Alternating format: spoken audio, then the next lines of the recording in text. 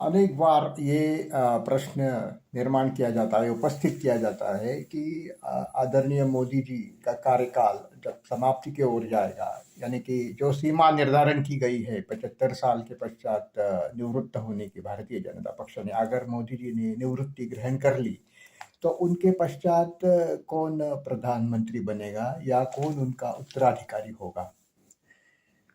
आज अगर सभी स्थानों पर जो चर्चा रहती है, जो विषय रहता है, वो यही रहता है कि उनके पश्चात तो एक ही नाम सबके मुख में आ जाता है, वो आदरणीय योगी जी का है।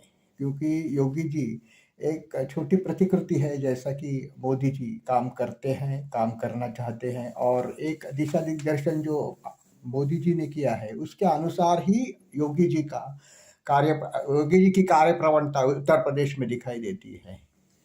परंतु अंग्रेजी में एक बहुत अच्छी कहावत है कि if wishes are horses then only they fly.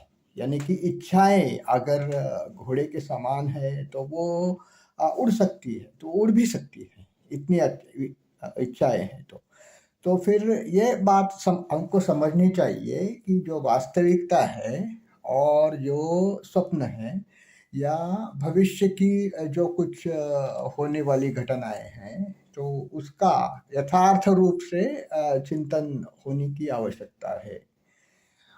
जब मोदी जी सत्ता में आए थे तो उनके साथ में अमित शाह और मोदी, ये दो नाम सबके सामने विदित थे।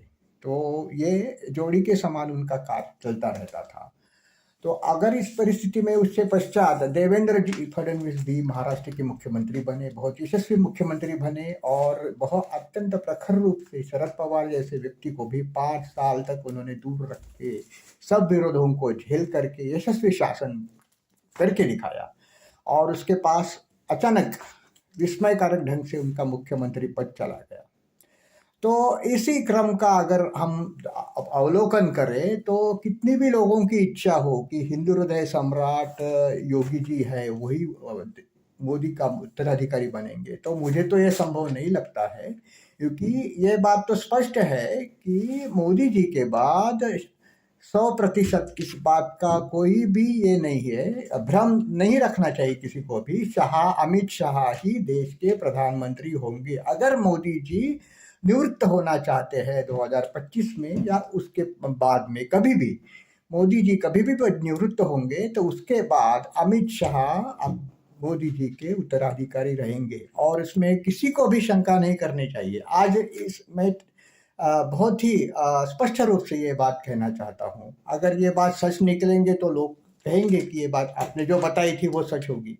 क्योंकि जो प्राप्त इतिहास है, जो भूगोल है, और वर्तमान है, और जो भविष्य है, इन सब स्थितियों का अगर हम अवलोकन करें तो हम इसी निष्कर्ष पे आते हैं कि इच्छा किसी की भी हो, योग्यता किसी की भी हो, और सामान्य जनों का जो जनभावना का जो ये फैलाव रहता है वो योगी जी के साथ भी हो। योगी जी भले हिंदू हृदय सम्राट हो, लेकिन लेकिन मोदी जी जब निवृत्त होंगे तो उनके पश्चात अमित शाह ही देश के प्रधानमंत्री होंगे, और ये लकीर के समान है, सत्य है। ये किसी को भी इस बात से इनकार नहीं करना चाहिए। अगर आप इस स्थिति को ध्यानपूर्वक देखेंगे तो आपको खुद इस प्रश्न का उत्तर मिल जाएगा, मैं जो कह रहा हूँ वो क्यों कह रहा हूँ। तो ये बात तो अभी स्पष्ट है कि मोदी जी जब निवृत्त होंगे तब अमित शाह ही देश के प्रधानमंत्री होंगे, और एक एक बातें सबके सामने धीरे धीरे करके आ जाएगी। तो लोग ये कहेंगे कि मोदी जी का जो कार्य करने का जो एक तरीका है वो योगी जी ने पूर्ण रूप से आत्मसात कर लिया, उसके अनुसार ही उनका कार्य चलता रहता है, तो वही देश के प्रधानमंत्री होंगे। लेकिन जो इच्छाएं, वह मैं से पहले कहा कि जो इच्छाएं रहती है वो घोड़े के समान रहती है, उसके ऊपर कोई ये नियंत्रण नहीं रहता है, कोई भी कुछ भी कर सकता है। लेकिन प्राप्त परिस्थिति जिनके हाथ में है, परिस्थिति को नियंत्रित करने वाली जो शक्तियां है, जो अदृश्य शक्तियां हैं, वही सब सब कुछ खेल किया जाता है, कर लेते हैं। तो वो जिनके हाथ में है वो अपना जो ये स्थान है और अपनी ये जो इच्छाएं हैं उसके अनुसार कार्य संभव कर लेते हैं। तो ये सब जिसके हाथ में डोर है वही सब कुछ कर लेता है, जिनके हाथ में डोर नहीं है वो इच्छाएं करते रहते हैं। तो ये अभी गूढ़ इसका मतितार्थ से सबको समझना चाहिए और देखते रहिए। अभी जब भी मोदी जी निवृत्त होंगे तब 100% अमित शाह देश के प्रधानमंत्री होंगे, इसमें कोई भी शंका नहीं है, उसमें कोई भी संशय नहीं है। ये बात आप स्पष्ट रूप से स्वीकार करें।